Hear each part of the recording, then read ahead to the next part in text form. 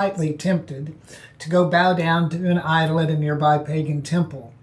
I prayed a lot about that, and the Lord said this to me: any external dependency is an idol.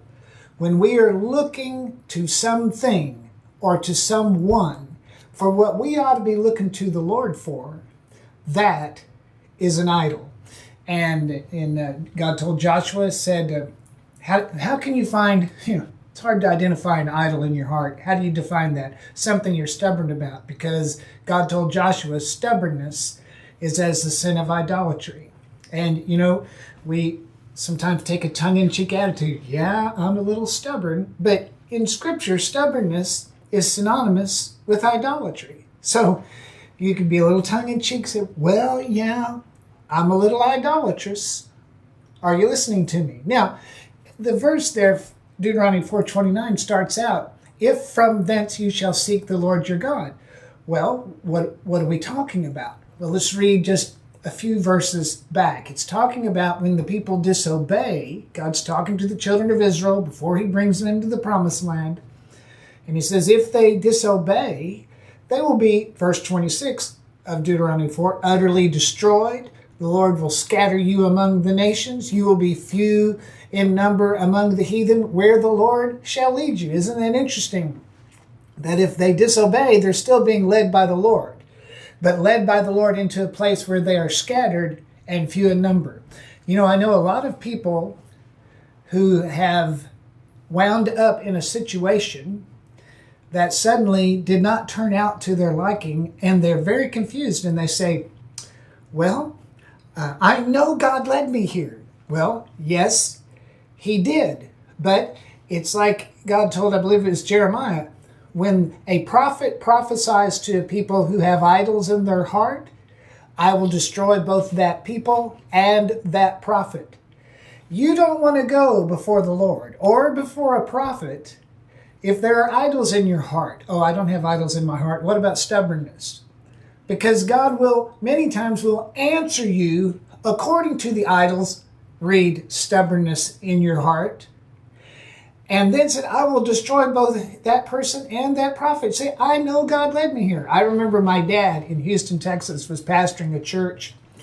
And he had a NASA engineer who thought he knew far more about scriptural things and how to run a church than he did. And this guy was a plague on my father and such a grace grower on my father, and sent my father to his knees over and over again to find patience with this particular person.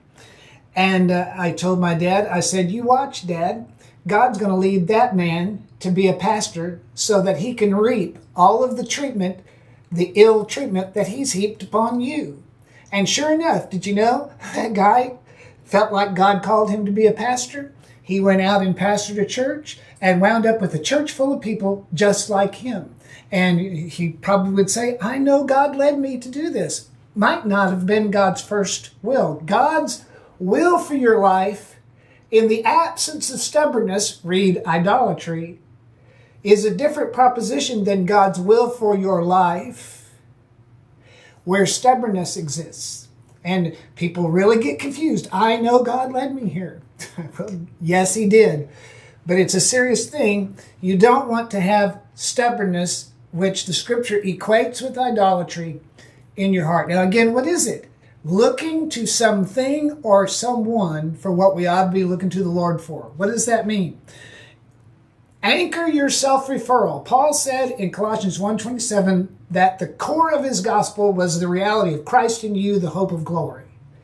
And in the glory, Philippians 4:19, he meets all of our needs according to his riches and glory.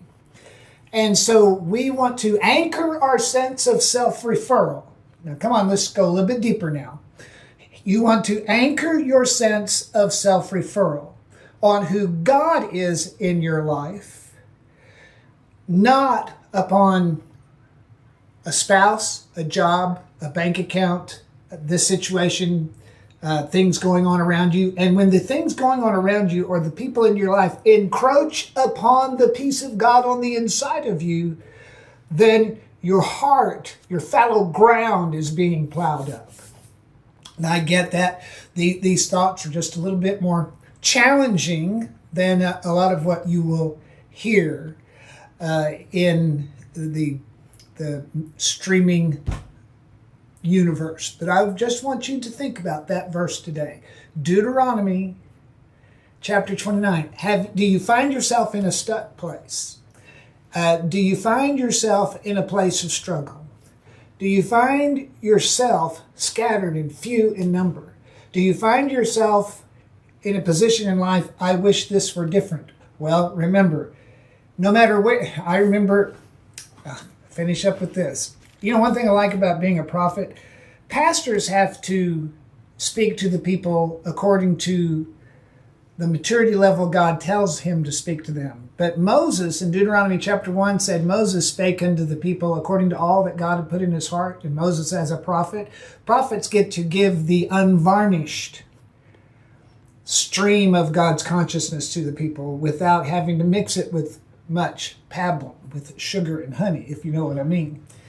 But I remember talking about God being with you. No matter where you may be scattered, no matter what you're going to say, if you seek me with all your heart, I'm going to be found of you. So no matter what situation you find yourself in, you can find God, and God will find you. Again, I remember years ago, a pastor had a lovely church, had a sweet family, a godly wife, 3 little boys, and 3 little stair-step boys. And he called me up one day, and he confided in me that he had a homosexual lover, that he was leaving that day with his homosexual lover and he would never be back. And he said, I want to know what you think of that. And of course, I can imagine what many of you might have said, but let's just call down judgment upon him. And yes, he didn't need me to call down judgment upon him to reap what happened next. But the scripture says mercy rejoices over judgment. And I felt the fear of God come on me and how I answered him. And I hesitated a moment. I said, well, I just want you to remember this. Though you make your bed in hell, God is there with you. And I have to believe that man at some point got it right, got free, and got loose, and got some kind of recovery in his life. Because no matter what situation you might find yourself in,